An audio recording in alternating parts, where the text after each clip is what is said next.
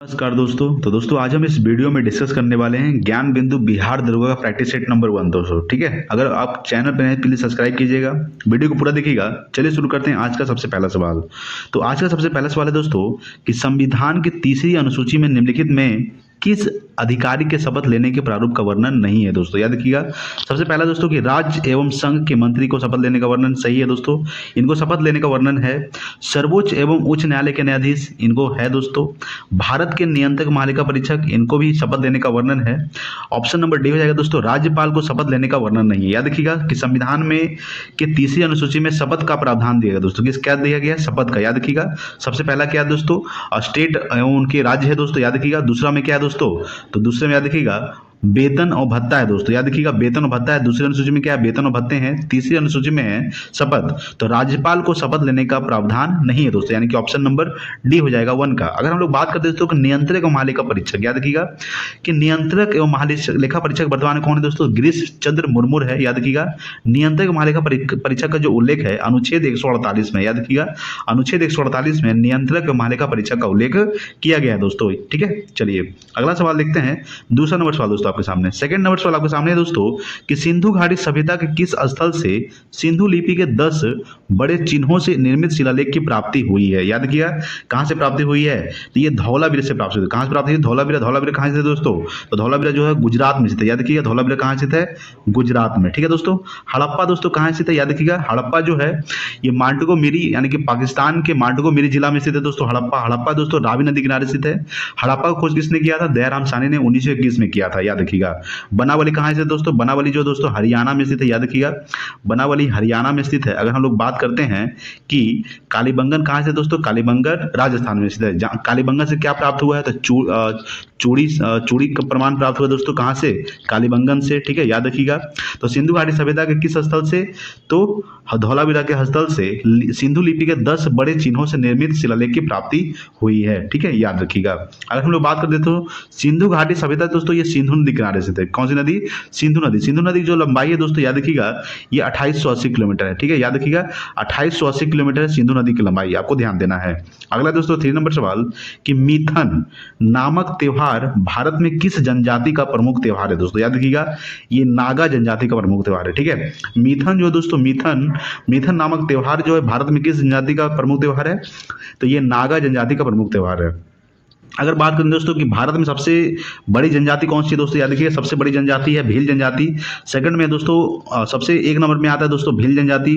दूसरे नंबर पे आता है दोस्तों गोंड जनजाति। याद रखिएगा दूसरे नंबर कौन सा है? गोंड जनजाति है। तीसरे नंबर में आता है दोस्तों संथाल। ठीक है, तीसरे नंबर पे कौन आता है? संथाल जनजाति। 1 नंबर में भील है सबसे ज्यादा, दूसरे नंबर पे दोस्तों गोंड और तीसरे नंबर पे संथाल। आपको पता है दोस्तों कि वर्तमान में जो हमारे देश के राष्ट्रपति हैं द्रौपदी मुर्मू, वो कौन आदिवासी है दोस्तों? कौन से आदिवासी? संथाल है दोस्तों, याद रखिएगा। ठीक है, चलिए अगला देखेंगे। अगला दोस्तों 4 नंबर सवाल देखिए।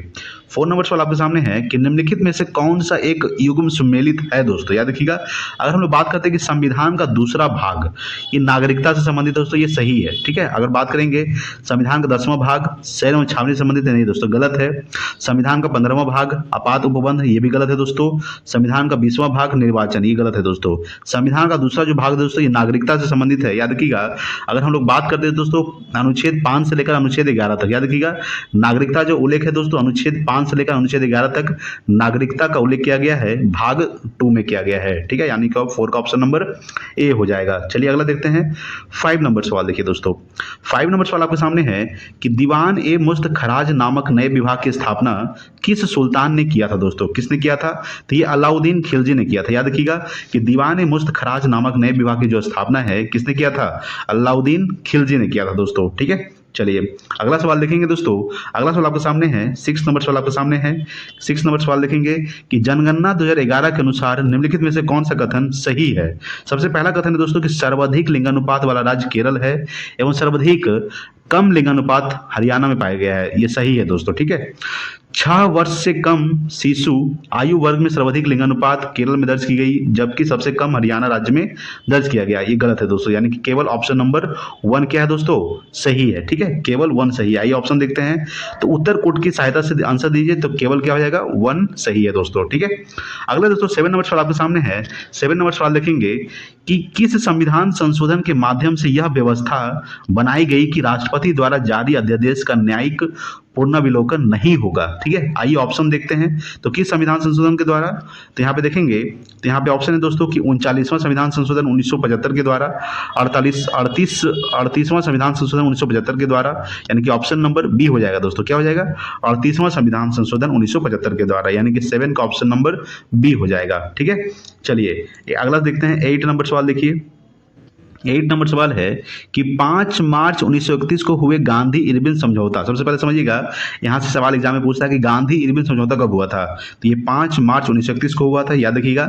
गांधी और इरविन के बीच समझौता हुआ था। ठीक है, तो गांधी इरविन समझौता के तहत कौन सी शर्तें वायसराय लॉर्ड इरविन मानने हेतु तैयार हुए थे। सबसे पहला दोस्तों कि ऐसे राजनीतिक बंदियों को आजाद रिहा कर दिया जाएगा जिन पर हिंसा के आरोप नहीं है। सही है दोस्तों, ये मानने हेतु तैयार हुआ था। भारतीय पर नमक बनाने पर लगी रोक खत्म कर दिया जाएगा, ये भी सही है दोस्तों। ठीक है, यानी कि 1 2 सही है। आइए तीसरा देखते हैं, तीसरा और चौथा भी है दोस्तों। तीसरा क्या है दोस्तों कि भारतीय विदेशी वस्त्र तथा शराब की दुकान पर धरना दे सकते हैं परंतु कानून का पालन करते हुए।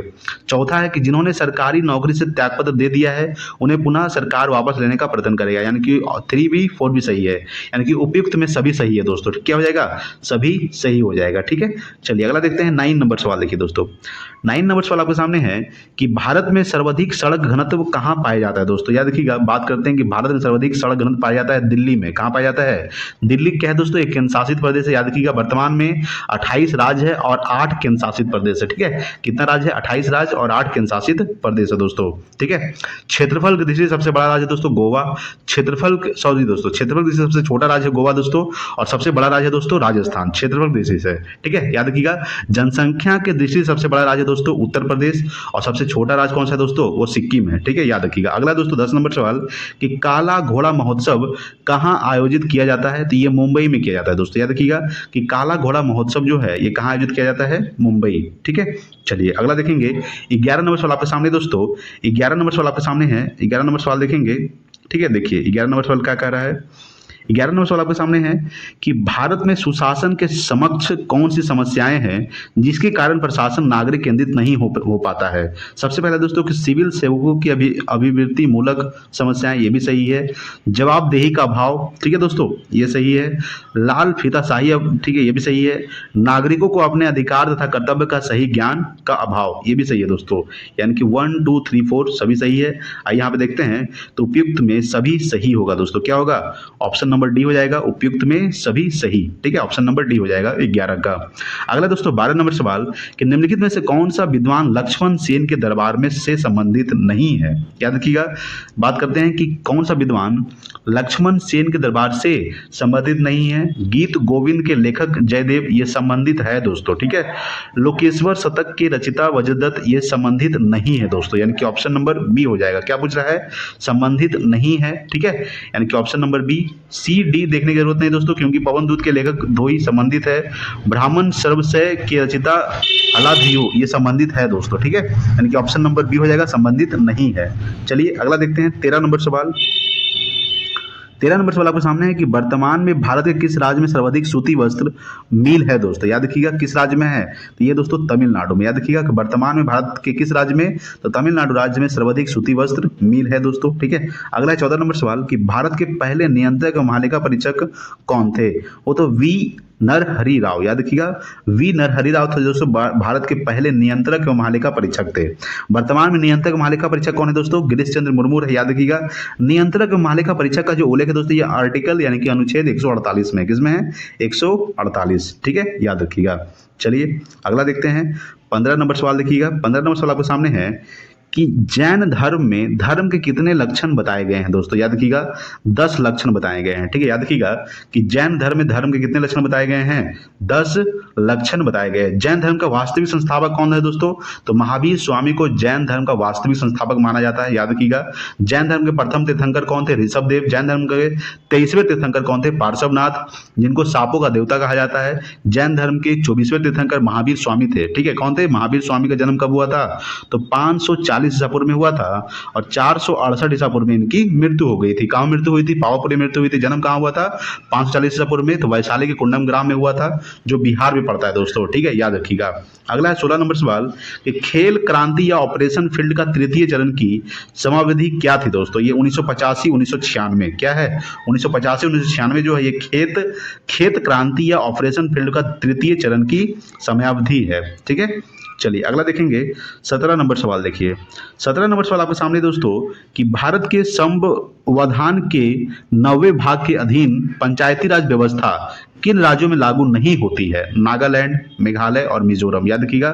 नागालैंड, मेघालय और मिजोरम जो है इसमें पंचायती राज व्यवस्था लागू नहीं होती है दोस्तों, याद रखिएगा। अगर हम लोग बात करते हैं कि सबसे पहले पंचायती राज व्यवस्था किस राज्य में लागू किया गया था, तो 2 अक्टूबर 1959 को, याद रखिएगा। 2 अक्टूबर 1959 को सबसे पहले राजस्थान के नागौर जिला में, याद रखिएगा, राजस्थान के नागौर जिला में सबसे पहले लागू किया गया था पंचायती राज व्यवस्था दोस्तों, याद रखिएगा, ठीक है। अगर हम बात करते हैं दोस्तों उसके बाद सेकंड में आंध्र प्रदेश में लागू किया गया दोस्तों। सबसे पहला राजस्थान, उसके बाद आंध्र प्रदेश में, ठीक है। दूसरे राज्य में कहाँ लागू किया गया था? आंध्र प्रदेश, ठीक है दोस्तों। पंचायती राज का जो उल्लेख है दोस्तों किस अनुसूची में है? तो याद देखिएगा, पंचायती राज का जो उल्लेख है ये अनुसूची 11वीं में है दोस्तों। 11वीं अनुसूची में पंचायती राज का उल्लेख किया गया है, ये भी आपको ध्यान रखिएगा। अगला दोस्तों 18 नंबर सवाल देखिए। 18 नंबर सवाल आपके सामने है कि अहमदाबाद मिल मजदूरों के आंदोलन के दौरान गांधी जी की मुख्य सहयोगी कौन थी? ये थी दोस्तों अनसुईया बेन, याद रखिएगा कि अहमदाबाद मजदूरों के आंदोलन के दौरान गांधी जी का मुख्य सहयोगी कौन थी? अनसुईया बेन थी दोस्तों, ठीक है, यानी कि ऑप्शन नंबर बी हो जाएगा 18 का। अगला देखेंगे दोस्तों 19 नंबर सवाल। अगर हम लोग बात करते हैं 19 नंबर सवाल है दोस्तों आपके सामने। 19 नंबर सवाल देखेंगे कि निम्नलिखित कथनों पर विचार कीजिए दोस्तों। भारत की पहली तेल शोधन इकाई असम के डिगबोई क्षेत्र में 1901 में स्थापित किया गया था, ये सही है दोस्तों, याद रखिएगा। स्वतंत्र भारत की पहली तेल शोधनशाला 1954 में मुंबई में स्थापित की गई थी, ये भी सही है, यानी कि 1 2 दोनों सही है, यानी कि ऑप्शन नंबर क्या हो जाएगा? सी, 1 2 दोनों सही है, ठीक है। चलिए अगला देखेंगे 20 नंबर सवाल। देखिए 20 नंबर सवाल आपके सामने है कि अंतर्राष्ट्रीय फिल्म महोत्सव का आयोजन प्रतिवर्ष किस राज्य में किया जाता है? याद रखिएगा दोस्तों, गोवा में किया जाता है, ठीक है। अगर बात करते हैं कि अंतर्राष्ट्रीय फिल्म महोत्सव का आयोजन प्रतिवर्ष किस राज्य में किया जाता है, ये गोवा में किया जाता है, यानी कि ऑप्शन नंबर 20 का बी हो जाएगा। अगला दोस्तों 21 नंबर सवाल देखिएगा। अगला देखेंगे 21 नंबर सवाल कि गृह मंत्रालय भारत सरकार द्वारा अब तक कुल कितने जनजातीय समूहों को विशेष रूप से कमजोर, ठीक है, आइए यहाँ पे और ऑप्शन देखते हैं। इधर कमजोर जनजातीय समूह, ठीक है, कमजोर जनजातीय समूह के रूप में मान्यता दी गई है, कितने? तो 75 को। कितने दी गई दोस्तों? 75, यानी कि ऑप्शन नंबर 21 का डी हो जाएगा, ठीक है। अगला देखते हैं दोस्तों 22 नंबर सवाल देखिएगा। 22 नंबर सवाल है कि निम्नलिखित में से कौन सा विकल्प सही सुमेलित नहीं है? इधर क्या है दोस्तों? अभिलेख है, याद रखिएगा। इधर संबंधित शासक है, एरन अभिलेख, भानुगुप्त, ये दोस्तों सही है, ठीक है। मंद समदौर अभिलेख, कुमारगुप्त, ये भी सही है दोस्तों। प्रयाग प्रशस्ति अभिलेख, समुद्रगुप्त, ये भी सही है दोस्तों। समुद्रगुप्त को भारत का नेपोलियन भी कहा जाता है, याद रखिएगा। महरौली स्तंभ लौह स्तंभ लेख, चंद्रगुप्त प्रथम, गलत है दोस्तों, यानी कि ऑप्शन नंबर डी हो जाएगा। क्या हो जाएगा? ऑप्शन नंबर डी सही है दोस्तों, यानी कि क्या हो जाएगा? ये मत सुमेलित नहीं है, ठीक है, याद रखिएगा, यानी कि 22 का ऑप्शन नंबर डी हो जाएगा, ये सही नहीं है। यहाँ पे महरौली लौह स्तंभ जो लेख है दोस्तों ये चंद्रगुप्त द्वितीय का है। किसका है दोस्तों? चंद्रगुप्त द्वितीय, याद रखिएगा कि महरौली लौह स्तंभ लेख किसका है? चंद्रगुप्त द्वितीय का है दोस्तों, यानी कि ऑप्शन नंबर 22 का डी हो जाएगा, ठीक है। चलिए अगला देखते हैं 23 नंबर सवाल। देखिए 23 नंबर सवाल आपके सामने है कि क्षेत्रफल तथा उत्पादन की दृष्टि से भारत की तीसरी सबसे बड़ी खदान फसल कौन है? वो है दोस्तों ज्वार, याद रखिएगा। क्षेत्रफल तथा उत्पादन की दृष्टि से भारत की तीसरी सबसे बड़ी खदान फसल कौन सी है? वो है दोस्तों ज्वार, ठीक है, याद रखिएगा। अगला देखेंगे दोस्तों 24 नंबर सवाल देखिएगा।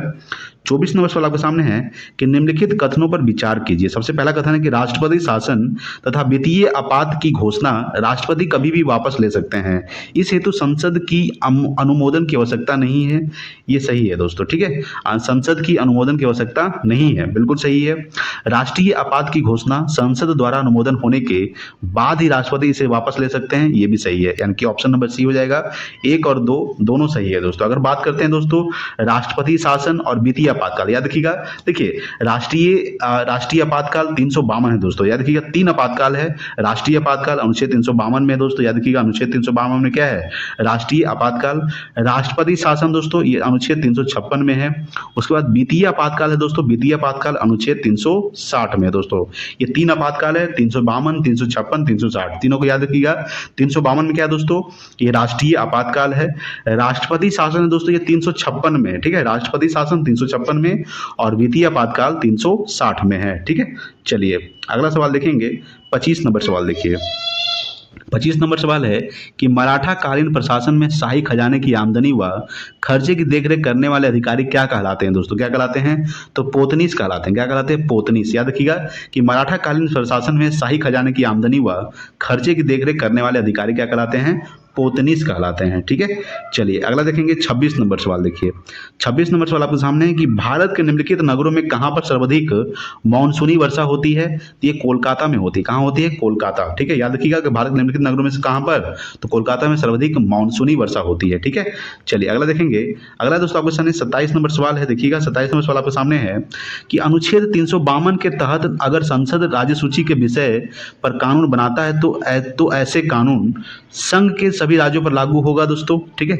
याद रखिएगा अगर बात करते हैं संघ के सभी राज्यों पर लागू होगा, गलत है दोस्तों, संघ के सभी राज्यों पर लागू नहीं होगा दोस्तों, याद रखिएगा, ठीक है। अगला दोस्तों कि राज्य विधानमंडल द्वारा संशोधन तो की जा सकती है परंतु समाप्त नहीं, गलत है दोस्तों, समाप्त की जा सकती है, केवल उन्हीं राज्यों पर लागू होगा जिनके लिए संसद ने कानून बनाया है, ये सही है दोस्तों, यानी कि ऑप्शन नंबर 27 का सी हो जाएगा। केवल उन्हीं राज्यों पर लागू होगा, यानी कि अनुच्छेद 352 के तहत अगर संसद राज्य सूची के विषय पर कानून बनाता है तो केवल उन्हीं राज्यों पर लागू होगा जिनके लिए संसद ने कानून बनाया है, ठीक है। 27 का ऑप्शन नंबर सी हो जाएगा। अगला दोस्तों 28 नंबर सवाल देखिएगा। 28 नंबर है कि अल्लूरी सीताराम राजू का नाम निम्नलिखित में से किस संदर्भ में आता है, तो रंपा विद्रोह, कौन से संदर्भ में, रंपा विद्रोह के संदर्भ में आता है। याद रखिएगा अल्लूरी सीताराम राजू का जो नाम है ये रंपा विद्रोह के संदर्भ में आता है। अगला है दोस्तों 29 नंबर कि प्रशांत महासागर को अटलांटिक महासागर से जोड़ने वाली जल संधि कौन सी है, वो है दोस्तों याद रखिएगा पनामा नहर है, ठीक है। पनामा नहर है दोस्तों, ये प्रशांत महासागर को अटलांटिक महासागर से जोड़ती है, ठीक है। अगला देखेंगे दोस्तों 30 नंबर सवाल देखिएगा। यहाँ पे 30 नंबर सवाल आपके सामने क्या कह रहा है कि नक्षत्र की कुल संख्या कितनी है। याद रखिएगा कि नक्षत्र की कुल संख्या कितनी है दोस्तों, ये है दोस्तों 27। याद रखिएगा कितनी है, नक्षत्र की जो कुल संख्या है वो है दोस्तों 27, ठीक है। अगला है दोस्तों 31 नंबर सवाल आपके सामने है। 31 नंबर सवाल देखेंगे, देखिए यहाँ पे कि निम्नलिखित कथनों पर विचार कीजिए। सबसे पहला कथन क्या है दोस्तों, सबसे पहला कथन आपके सामने है कि राज्य का राज्यपाल राष्ट्रपति के अनुमति से हिंदी या अन्य राजकीय भाषा को उच्च न्यायालय की कार्रवाई की भाषा का दर्जा दे सकता है दोस्तों, ये दोस्तों सही है। क्या है दोस्तों, भाषा का दर्जा दे सकता है। याद रखिएगा अगर बात करते हैं कि शासकीय प्रयोजनों हेतु राज्य का विधानमंडल केवल 8वीं अनुसूची के किसी एक भाषा का इस्तेमाल कर सकता है, ये दोस्तों गलत है, ठीक है। याद रखिएगा केवल ऑप्शन नंबर ए हो जाएगा। कौन सा सही है, तो केवल ऑप्शन नंबर ए सही है दोस्तों, ठीक है। चलिए नेक्स्ट देखते हैं अगला है दोस्तों 32 नंबर सवाल आपके सामने है। 32 नंबर है कि शल्य चिकित्सा का पिता किसे कहा जाता है दोस्तों, तो सुश्रुत को। याद रखिएगा सुश्रुत को शल्य चिकित्सा का पितामह कहा जाता है। किसे कहा जाता है, सुश्रुत को शल्य चिकित्सा का पितामह कहा जाता है, ठीक है। चलिए अगला देखेंगे 33 नंबर सवाल देखिएगा। 33 नंबर सवाल आपके सामने है कि पूर्वोत्तर परिषद के संबंध में कौन सा एक सही है दोस्तों। याद रखिएगा कि इसकी स्थापना राज्य पुनर्गठन अधिनियम 1956 के तहत किया गया था, गलत है दोस्तों। इसमें पूर्वोत्तर के कुल 7 राज्य शामिल है दोस्तों, ये गलत है दोस्तों। याद रखिएगा अगर बात करते हैं, ठीक है, कि इस परिषद के अध्यक्ष की नियुक्ति केंद्रीय गृह मंत्रालय के द्वारा किया जाता है, ये भी गलत है। पूर्वोत्तर परिषद क्षेत्रीय परिषदों के समान ही कार्य करती है, ये सही है दोस्तों। याद रखिए ऑप्शन नंबर क्या हो जाएगा, डी। कौन सा एक सही है, तो ऑप्शन नंबर डी सही है। पूर्वोत्तर परिषद क्षेत्रीय परिषदों के समान ही कार्य करती है, ठीक है। चलिए अगला देखते हैं 34 नंबर सवाल देखिएगा। 34 नंबर है कि किस मुगल बादशाह के शासनकाल में सूरजमल के नेतृत्व में जाटों ने एक स्वतंत्र राज्य भरतपुर की स्थापना की। दोस्तों याद कीजिएगा किसने किया, तो औरंगजेब। ठीक है, याद कीजिएगा कि किस मुगल बादशाह के शासनकाल में, तो औरंगजेब के शासनकाल में सूरजमल के नेतृत्व में जाटों ने एक स्वतंत्र राज्य भरतपुर की स्थापना किए थे। औरंगजेब का मृत्यु कब हुआ था, 1707 में हुआ था। दोस्तों याद रखिएगा 1707 में औरंगजेब की मृत्यु हुआ था। औरंगजेब को जिंदा पीर कहा जाता है, याद रखिएगा। औरंगजेब ने, याद रखिए दोस्तों कि औरंगजेब ने अपने पिता शाहजहां को किले में बंद करके रखा था। दोस्तों अकबर का जन्म कब हुआ था, 1542 में अमरकोट में हुआ था। याद रखिएगा कि 1542 में अमरकोट में अकबर का जन्म हुआ था। ठीक है, याद रखिए दोस्तों। ठीक है, अगर बात करते हैं 35 नंबर सवाल देखिएगा। 35 नंबर सवाल है दोस्तों आपके सामने कि निम्नलिखित में से कौन सा विकल्प सही सुमेलित नहीं है। आम्रवर्षा केरल, ये दोस्तों सही है। फूलों वाली बौछार कर्नाटक, ये दोस्तों गलत है। ठीक है, क्या है दोस्तों, गलत है, ये सुमेलित नहीं है, यानी कि ऑप्शन नंबर बी सुमेलित नहीं है। 35 का ऑप्शन नंबर बी हो जाएगा। काल बैसाखी पश्चिम बंगाल, ये सही है दोस्तों। लू बिहार, ये सही है दोस्तों। ठीक है, अगला देखेंगे दोस्तों आपके सामने 36 नंबर सवाल देखिए। 36 नंबर सवाल आपके सामने है कि कौन सा वायुमंडलीय परत रेडियो तरंग को पृथ्वी पर परावर्तित करके संचार व्यवस्था को संभव बनाता है। दोस्तों कौन सा, तो आयन मंडल। याद रखिए क्या हो जाएगा, आयन मंडल दोस्तों। ठीक है, यानी कि कौन सा वायुमंडलीय परत, तो आयन मंडल जो है रेडियो तरंगों को पृथ्वी पर परावर्तित करके संचार व्यवस्था को संभव बनाता है। अगला दोस्तों 37 नंबर कि संविधान किस अनुच्छेद के तहत संघ राज्य क्षेत्र के प्रशासक यानी कि उपराज्यपाल अध्यादेश जारी कर सकते हैं। ठीक है, याद रखिएगा ऑप्शन नंबर क्या हो जाएगा, सी अनुच्छेद 239 ख। ठीक है, संविधान किस अनुच्छेद के तहत, तो अनुच्छेद 239 ख के तहत संघ राज्य क्षेत्र के प्रशासक अध्यादेश जारी कर सकते हैं। ठीक है, चलिए नेक्स्ट देखेंगे अगला 38 नंबर सवाल देखिएगा। 38 नंबर सवाल आपके सामने दोस्तों। 38 नंबर देखेंगे कि निम्नलिखित कथनों पर विचार कीजिए। सबसे पहला कथन है कि लॉर्ड रिपन ने 1878 में वर्नाकुलर स्पिरिट एक्ट पारित कर देसी भाषा के समाचार पत्र पर कठोर प्रतिबंध लगा दिए थे। गलत दोस्तों, याद रखिएगा। सबसे पहले बात करेंगे लॉर्ड रिपन को, अगर बात करेंगे दोस्तों कि लॉर्ड रिपन ने वर्नाकुलर प्रेस एक्ट को पारित नहीं किया था। ठीक है, पारित नहीं किया था बल्कि रद्द किया था, याद रखिएगा।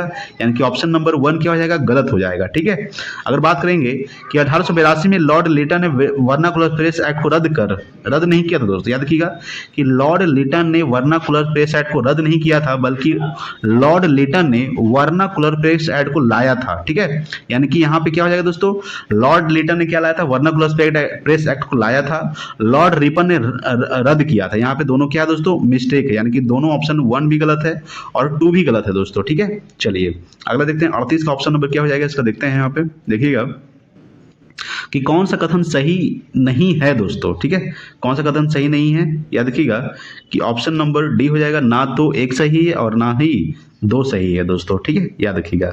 अगला देखेंगे 39 नंबर सवाल कि किसाऊ बांध परियोजना किस नदी पर स्थित है। ये टोन्स नदी पर स्थित है दोस्तों। याद रखिएगा कि किसाऊ बांध परियोजना किस नदी पर स्थित है, टोन्स नदी। ठीक है, चलिए अगला देखेंगे 40 नंबर सवाल देखिएगा।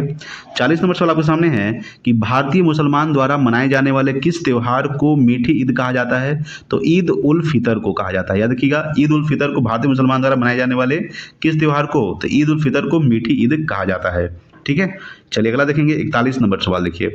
41 नंबर सवाल है कि भारत की आकस्मिक निधि एवं राज्य की आकस्मिक निधि का प्रावधान संविधान के एक ही अनुच्छेद में किया गया है। यह अनुच्छेद कौन सा है दोस्तों, यह अनुच्छेद है दोस्तों, याद रखिएगा 267, यानी कि 267 अनुच्छेद है। ठीक है, तो भारत की आकस्मिक निधि एवं राज्य की आकस्मिक निधि का प्रावधान संविधान के एक ही अनुच्छेद में किया गया है। यह अनुच्छेद कौन सा है, 267। ठीक है, अगला देखेंगे 42 नंबर सवाल देखिएगा। 42 नंबर सवाल है कि कांग्रेस किस अधिवेशन में जवाहरलाल नेहरू ने समाजवाद को भारत की समस्याओं को हल करने की कुंजी बताया है, तो लखनऊ अधिवेशन 1936। ठीक है, याद रखिएगा किस अधिवेशन में, तो लखनऊ अधिवेशन 1936 में। ठीक है, कांग्रेस किस अधिवेशन में, तो कांग्रेस के लखनऊ अधिवेशन 1936 में जवाहरलाल नेहरू ने समाजवाद को भारत की समस्याओं को हल करने की कुंजी बताया है। याद रखिएगा दोस्तों लाहौर अधिवेशन कब हुआ था, ये 1929 में हुआ था, जिसकी अध्यक्षता किसने किए थे, जवाहरलाल नेहरू ने किए थे। ठीक है, कराची अधिवेशन कब हुआ था दोस्तों, ये 1931 में हुआ था, जिसकी अध्यक्षता सरदार वल्लभ भाई पटेल ने किए थे। याद रखिएगा कुछ महत्वपूर्ण अधिवेशन जैसे कि दोस्तों याद रखिएगा 1907 का अधिवेशन कब हुआ था, 1907 में हुआ था सूरत अधिवेशन। ठीक है, 1916 में हुआ था दोस्तों लखनऊ अधिवेशन, जिसकी अध्यक्षता अंबिका चरण मजूमदार ने किए थे। 1925 में हुआ था दोस्तों कानपुर अधिवेशन, जिसका अध्यक्षता सरोजिनी नायडू ने किए थे। 1924 में हुआ था दोस्तों याद रखिएगा बेलगांव अधिवेशन, जिसकी अध्यक्षता महात्मा गांधी ने किए थे। ठीक है, बेलगांव अधिवेशन की अध्यक्षता मात्र एक ही अधिवेशन की अध्यक्षता किए थे दोस्तों, महात्मा गांधी, 1924 का बेलगांव अधिवेशन। ठीक है, याद रखिएगा दोस्तों। ठीक है, चलिए अगला सवाल देखते हैं 43 नंबर सवाल, 43 नंबर सवाल आपके सामने है कि भारत में सर्वाधिक आबादी वाला द्वीप कौन है दोस्तों? तो सलसेट, याद रखिएगा। सलसेट एक द्वीप है दोस्तों, जो सबसे अधिक आबादी वाला देश है, याद रखिएगा। ठीक है, तो सलसेट क्या है दोस्तों? भारत में सर्वाधिक आबादी वाला द्वीप है। अगला देखेंगे 44 नंबर सवाल, देखिएगा 44 नंबर सवाल आपके सामने है दोस्तों। 44 नंबर सवाल क्या है कि धन विधेयक के संबंध में निम्नलिखित में कथनों पर विचार कीजिए। ठीक है, सबसे पहले जाने कि धन विधेयक का उल्लेख अनुच्छेद किस में है दोस्तों? अनुच्छेद 110 में। ठीक है, याद रखिएगा कि धन विधेयक का उल्लेख अनुच्छेद 110 में है। सबसे पहले बात करेंगे कि धन विधेयक राष्ट्रपति की सिफारिश से केवल लोकसभा में प्रस्तुत किया जा सकता है। ठीक है दोस्तों, याद रखिएगा, ये गलत, ये सही है दोस्तों। ठीक है, अगर बात करेंगे, देखिए अगर बात करेंगे दोस्तों, ठीक है, केवल देखिए यहाँ पे अगर बात करेंगे दोस्तों, धन विधेयक के संबंध में निम्नलिखित कथनों पर विचार कीजिए। सबसे पहला है कि धन विधेयक राष्ट्रपति की सिफारिश से केवल लोकसभा में प्रस्तुत किया जा सकता है। सही है दोस्तों, केवल जो है धन विधेयक को लोकसभा में प्रस्तुत किया जा सकता है। धन विधेयक लोकसभा से पारित होने के बाद सीधे राष्ट्रपति को भेजा जाता है, गलत है दोस्तों। धन विधेयक को राज्यसभा ना तो संशोधित कर सकती है, ना ही खारिज कर सकती है, और ना ही संशोधन के लिए सिफारिश कर सकती है, गलत दोस्तों। सही है, नहीं कर सकती है। अगला दोस्तों आपके सामने कि धन विधेयक के संदर्भ में राष्ट्रपति वीटो शक्ति का प्रयोग नहीं कर सकता है। बिल्कुल सही दोस्तों, नहीं कर सकता, यानी कि ऑप्शन नंबर 4 सही है दोस्तों, और ऑप्शन नंबर 1 सही है। ठीक है, यानी कि ऑप्शन नंबर डी हो जाएगा, केवल 1 और 4 सही है, 2 और 3 दोस्तों गलत है। ठीक है, याद रखिएगा, धन विधेयक का जो उल्लेख है दोस्तों, यह अनुच्छेद 110 में है। अगला है 45 नंबर सवाल। 45 है कि हिंदुस्तान रिपब्लिक एसोसिएशन के क्रांतिकारी ने काकोरी डकैती कांड का अंजाम कब दिया था? ये दिया था दोस्तों 1925 में, यानी कि 9 अगस्त 1925 को हिंदुस्तान रिपब्लिक एसोसिएशन के क्रांतिकारियों ने काकोरी डकैती कांड का अंजाम दिया था 9 अगस्त 1925 को। अगला दोस्तों 46 नंबर सवाल कि निम्नलिखित कथनों पर विचार कीजिए। ठीक है, पूर्वी प्रशांत महासागर के जल के तापमान में वृद्धि से एल नीनो की उत्पत्ति होती है दोस्तों, ये सही है। याद रखिएगा कि पूर्वी प्रशांत महासागर के तापमान में वृद्धि से एल नीनो की उत्पत्ति होती है। सबसे बड़ा महासागर है दोस्तों प्रशांत महासागर, याद रखिएगा, सबसे बड़ा महासागर प्रशांत महासागर। सबसे गहरा कौन सा महासागर है दोस्तों? ये प्रशांत महासागर सबसे गहरा है, जिसको हम लोग मेरियाना ट्रेंच भी बोलते हैं। ठीक है, यानी कि 1 इसका सही है। आइए और ऑप्शन देखते हैं दोस्तों। इसका 2 नंबर ऑप्शन है कि पश्चिमी प्रशांत महासागर के जल के तापमान के वृद्धि से ला नीना का उत्पत्ति होता है, ये भी सही है। मौसम पर एल नीनो तथा ला नीना का प्रभाव ठीक एक दूसरे के विपरीत होता है, ये भी सही है। यानी कि ऑप्शन नंबर 1, 2, 3 तीनों सही है दोस्तों, यानी कि ऑप्शन नंबर डी हो जाएगा किसका? तो 46 का। ठीक है दोस्तों, अगला है दोस्तों 47 नंबर सवाल आपके सामने है कि वर्तमान में ऐसे कितने उच्च न्यायालय हैं जिनकी अधिकारिता 2 या 2 से अधिक राज्यों एवं केंद्र शासित प्रदेशों पर है दोस्तों? याद रखिएगा कितने हैं दोस्तों? अगर हम लोग बात करते हैं, अगर बात करेंगे दोस्तों, याद रखिएगा 4 है दोस्तों। ठीक है, तो वर्तमान में ऐसे कितने उच्च न्यायालय है? तो 4 ऐसे उच्च न्यायालय है जिनकी अधिकारिता जो है ये 2 या 2 से अधिक राज्यों एवं केंद्र शासित प्रदेशों पर है दोस्तों। ठीक है, चलिए अगला है दोस्तों 48 नंबर सवाल, देखिएगा 48 नंबर सवाल है कि भारत की स्वाधीनता का आखिरी युद्ध शुरू हो चुका है। राष्ट्रपिता भारत की मुक्ति के इस पवित्र युद्ध में हम आपका आशीर्वाद और शुभकामना चाहते हैं।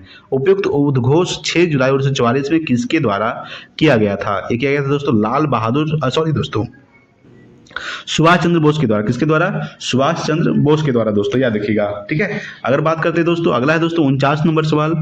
49 नंबर सवाल आपके सामने है कि निम्नलिखित में कौन सा बादल अत्यधिक तीव्र वर्षा के लिए उत्तरदायी होता है? याद रखिएगा कौन सा बादल? तो वर्षा स्तरीय बादल। याद रखिएगा कि निम्नलिखित में से कौन सा बादल? तो वर्षा स्तरीय बादल जो है ये अत्यधिक तीव्र वर्षा के लिए उत्तरदायी होता है दोस्तों। ठीक है, चलिए अगला देखेंगे 50 नंबर सवाल। देखिए 50 नंबर सवाल है कि निम्नलिखित में से कौन सी सूची सुमेलित नहीं है? याद रखिएगा, राग भैरवी दोस्तों सुमेलित है दोस्तों, प्रातः काल। राग मल्हार वर्षा ऋतु, ये भी सुमेलित है दोस्तों, दोनों सुमेलित है। राग हिंडोल शीत ऋतु, ये गलत है दोस्तों, याद रखिएगा, यानी कि ऑप्शन नंबर क्या हो जाएगा? ऑप्शन नंबर सी हो जाएगा, ये सुमेलित नहीं है। ठीक है, अगला देखेंगे दोस्तों 51 नंबर सवाल। देखिए 51 नंबर सवाल आपके सामने है कि निम्न में कौन सा अंग माता और गर्भ के बीच संपर्क अंग का कार्य करता है? तो नाभि रज्जु। याद रखिएगा कि निम्न में से कौन सा अंग? तो नाभि रज्जु जो है ये माता और गर्भ के बीच संपर्क का कार्य करता है दोस्तों। ठीक है, चलिए अगला देखेंगे 52 नंबर सवाल। देखिए 52 नंबर सवाल आपके सामने दोस्तों कि निम्न में से कौन सा कथन सही नहीं है। सबसे पहला कथन है कि एसिटिक अम्ल का रासायनिक नाम एथिल एसीटेट है दोस्तों। गलत है दोस्तों, ये सही नहीं है, यानी कि ऑप्शन नंबर ए ही हो जाएगा। एसिटिक अम्ल का रासायनिक नाम एथेनोइक अम्ल होता है दोस्तों। क्या होता है? एथेनोइक अम्ल होता है। ठीक है, यानी कि 52 का ऑप्शन नंबर ए हो जाएगा। चलिए अगला देखते हैं। अगला दोस्तों 53 नंबर सवाल आपके सामने है कि निम्नांकित में कौन सा कथन सत्य है। सबसे पहला कथन है कि एम्पियर इक्वल टू ओम बटा वोल्ट होता है। ये गलत है दोस्तों। वोल्ट इक्वल टू एम्पियर बटा ओम होता है। ये भी गलत है। वोल्ट इक्वल टू ओम बटा एम्पियर होता है। ये भी गलत है दोस्तों। एम्पियर इक्वल टू वोल्ट बटा ओम होता है। ये सही है दोस्तों, यानी कि एम्पियर बराबर वोल्ट बटा ओम होता है। ठीक है, 55 का ऑप्शन नंबर 53 का ऑप्शन नंबर डी हो जाएगा। अगला दोस्तों 54 नंबर सवाल कि कोशिका की राजधानी को चारों ओर से, कोशिका की राजधानी के चारों ओर से, ठीक है, घेरने वाली झिल्ली को क्या कहते हैं दोस्तों? तो याद रखिएगा, घेरने वाली झिल्ली को कहते हैं टोनोप्लास्ट। क्या कहते हैं? टोनोप्लास्ट। अगला है 55 नंबर कि मानव शरीर का पीएच मान रहता है दोस्तों तो 7 से 7 पॉइंट के बीच रहता है। याद रखिएगा, 7 से 7 पॉइंट के बीच मानव शरीर का पीएच मान होता है। ठीक है, अगला देखेंगे 56 नंबर सवाल आपके सामने है कि दो वस्तुओं के बीच लगने वाला गुरुत्वाकर्षण बल कितना हो जाएगा यदि दोनों वस्तुओं का द्रव्यमान दोगुना कर दिया जाए। तो ये हो जाएगा दोस्तों 4 गुना। याद रखिएगा कि दो वस्तुओं के बीच लगने वाला गुरुत्वाकर्षण बल कितना हो जाएगा? तो 4 गुना हो जाएगा यदि दोनों वस्तुओं का द्रव्यमान दोगुना कर दिया जाए। ठीक है, चलिए अगला देखते हैं 57 नंबर सवाल। देखिए 57 नंबर है कि निम्न कथनों पर विचार कीजिए। आमाशय में भोजन का आंशिक पाचन होने पर भोजन गाढ़े लेई की तरह हो जाता है जिसे चाइल कहते हैं। क्या कहते हैं? चाइल। ये दोस्तों गलत है। ठीक है, अगला है दोस्तों सेकंड नंबर कि छोटी आंत में भोजन का पूर्ण पाचन, ठीक है, भोजन का, अगला दोस्तों कि छोटी आंत में भोजन का पूर्ण पाचन होने पर भोजन घुलनशील तरल में परिवर्तित हो जाता है जिसे काइम कहते हैं। ये दोस्तों गलत है। ठीक है, अगला दोस्तों तीसरा नंबर कि छोटी आंत में पचे हुए भोजन का अवशोषण इलियम के विलाई के द्वारा होता है। ये सही है दोस्तों। ठीक है, याद रखिएगा, इलियम के विलाई के द्वारा होता है। ठीक है, यानी कि 57 का ऑप्शन नंबर 3 हो जाएगा। यानी कि उपयुक्त में कौन सा कथन सही है दोस्तों? यानी कि केवल एक सही है। ठीक है, ऑप्शन नंबर ए हो जाएगा। अगला दोस्तों आपके सामने 58 नंबर सवाल है कि निम्नलिखित में से कौन सा रासायनिक परिवर्तन के उदाहरण है दोस्तों? रासायनिक परिवर्तन, याद रखिएगा, रासायनिक परिवर्तन, भौतिक परिवर्तन नहीं, रासायनिक परिवर्तन पूछ रहा है दोस्तों। तो जल का उबलना क्या है दोस्तों? तो याद रखिएगा, ये है दोस्तों भौतिक परिवर्तन। लोहे का पिघलना दोस्तों भौतिक परिवर्तन। जलवाष्प काष्ठ संघनन भौतिक परिवर्तन। कोयले का जलना दोस्तों ये है रासायनिक परिवर्तन, यानी कि ऑप्शन नंबर डी हो जाएगा। कोयले का जलना क्या है दोस्तों? रासायनिक परिवर्तन है। ठीक है, चलिए अगला देखते हैं। अगला दोस्तों 59 नंबर सवाल आपके सामने है कि निम्नलिखित में से कौन सा ग्राफ एक समान चाल को प्रदर्शित करता है? एक समान चाल को प्रदर्शित कौन करता है दोस्तों? ये ऑप्शन नंबर बी हो जाएगा।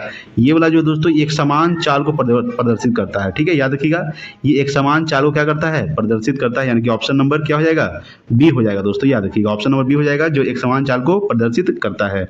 चलिए अगला देखते हैं। अगला आपके सामने दोस्तों 60 नंबर सवाल देखिएगा। 60 नंबर सवाल है दोस्तों कि भारत की नियंत्रक महालेखा परीक्षक के आदेश पर पर्यावरण शोध प्रयोगशाला लखनऊ ने जल की गुणवत्ता के आधार पर जल को कितने श्रेणी में विभक्त किया है दोस्तों? याद रखिएगा, सबसे पहले बात करेंगे कि नियंत्रक महालेखा परीक्षक का उल्लेख अनुच्छेद किसमें दोस्तों? तो अनुच्छेद 148 में है। याद रखिएगा, ठीक है, अनुच्छेद 148 में कितने विभागों में विभक्त किया है? तो 5। कितने विभागों में? 5 विभागों में विभक्त किया है। अगला दोस्तों 61 नंबर सवाल कि मनुष्य के शरीर में स्थित विभिन्न जैव रासायनिक तत्व ग्लूकोज, यूरिया, कोलेस्ट्रॉल आदि की जांच हेतु उपयोग में लाया जाता है। तो ऑटो एनालाइजर, ठीक है, किसकी जांच में लाया जाता है? Auto analyser. तो मनुष्य के शरीर में स्थित विभिन्न जैव रासायनिक तत्व की जांच हेतु उपयोग में लाया जाता है ऑटो एनालाइजर। सबसे पहले बात करें ग्लूकोज रासायनिक सूत्र क्या होता है? C6H12O6। याद रखिएगा, C6H12O6 ये ग्लूकोज रासायनिक सूत्र होता है। यूरिया का क्या होता है दोस्तों? तो NH2CONH2 होता है। याद रखिएगा, NH2CONH2 होता है दोस्तों, ये यूरिया का रासायनिक सूत्र होता है। याद रखिएगा, ठीक है। चलिए अगला देखेंगे 62 नंबर सवाल दोस्तों आपके सामने है कि कथन 1 और कथन 2 है दोस्तों। कथन 1 क्या है कि सभी प्रकार का दहन ऑक्सीकरण अभिक्रिया होती है। ये सही है दोस्तों। सभी प्रकार ऑक्सीकरण दहन अभिक्रिया नहीं होती है। ये सही है दोस्तों, ठीक है। यानी कि 62 का ऑप्शन नंबर हम बात करेंगे, कथन 1 कथन 2 दोनों सही है, ठीक है। क्या हो जाएगा दोस्तों? दोनों सही है दोस्तों, ठीक है। ऑप्शन नंबर क्या हो जाएगा? ऑप्शन नंबर सी हो जाएगा, यानी कथन 1 और कथन 2 दोनों सत्य है, ठीक है। चलिए अगला देखेंगे तो 63 नंबर सवाल है दोस्तों। ये आपका दोस्तों ये है दोस्तों शायद मैथ का सवाल है। ये दोस्तों आपका ऑप्शन नंबर डी हो जाएगा। इसको आप लोग पढ़ लीजिएगा। इसका आंसर हो जाएगा ऑप्शन नंबर डी, 22.5 मीटर पर सेकेंड, ठीक है, बना लीजिएगा, ठीक है। 63 का 64 नंबर देखते हैं दोस्तों।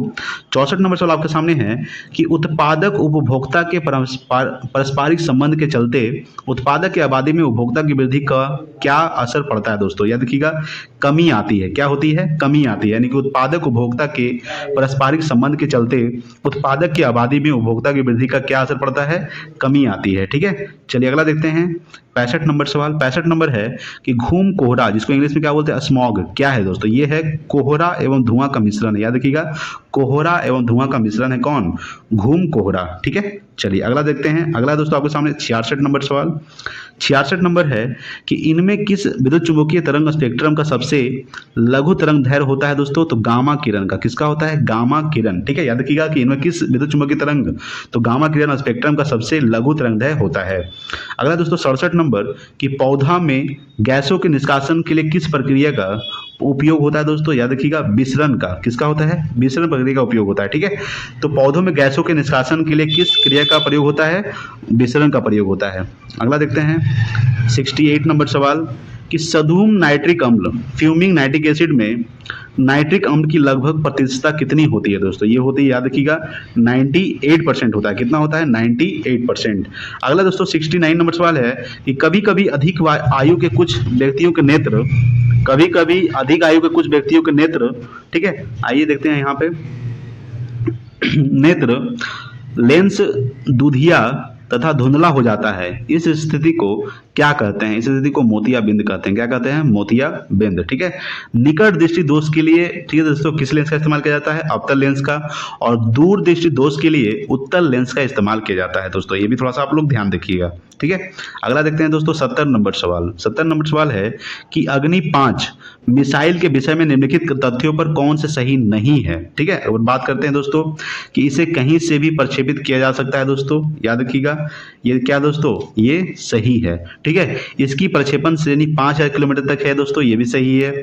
यह दुश्मनों के रडार की पहुंच से बाहर रहेगी दोस्तों, ये भी सही है। यह पूर्णतः स्वदेशी नहीं है, ये स्वदेशी है दोस्तों, यानी कि ऑप्शन नंबर डी हो जाएगा। ये सही नहीं है, यह पूर्णतः क्या है दोस्तों? स्वदेशी है, ठीक है। यानी कि 70 का ऑप्शन नंबर डी हो जाएगा। अगला देखते हैं दोस्तों 71 नंबर सवाल। 71 नंबर सवाल आपके सामने है कि निम्न में से किस युग में खुला परिसंचरण तंत्र होता है दोस्तों? याद रखिएगा, किसमें होता है? तो कॉकरोच और तथा सिल्वर फिश में होता है। याद रखिएगा, कॉकरोच तथा सिल्वर फिश में खुला परिसंचरण तंत्र होता है, यानी कि ऑप्शन नंबर 71 का सी हो जाएगा। चलिए अगला देखते हैं 72 नंबर सवाल देखिएगा। तो 72 नंबर सवाल आपके सामने है। 72 नंबर सवाल है कि कठोर जल साबुन के साथ झाग क्यों नहीं देता है? क्यों नहीं देता है? क्योंकि कठोर जल में कैल्शियम और मैग्नीशियम आयन होते हैं जो साबुन के साथ अवक्षेप बनाते हैं दोस्तों, यानी कि 73 का ऑप्शन नंबर ए हो जाएगा, ठीक है। चलिए नेक्स्ट देखते हैं अगला। 72 का ऑप्शन नंबर क्या हो जाएगा दोस्तों? ए। 73 का ऑप्शन नंबर क्या होगा? देखिए 73 है कि घरेलू विद्युत उपकरण श्रेणी क्रम में ना जोड़ने के कारण है। क्या है दोस्तों?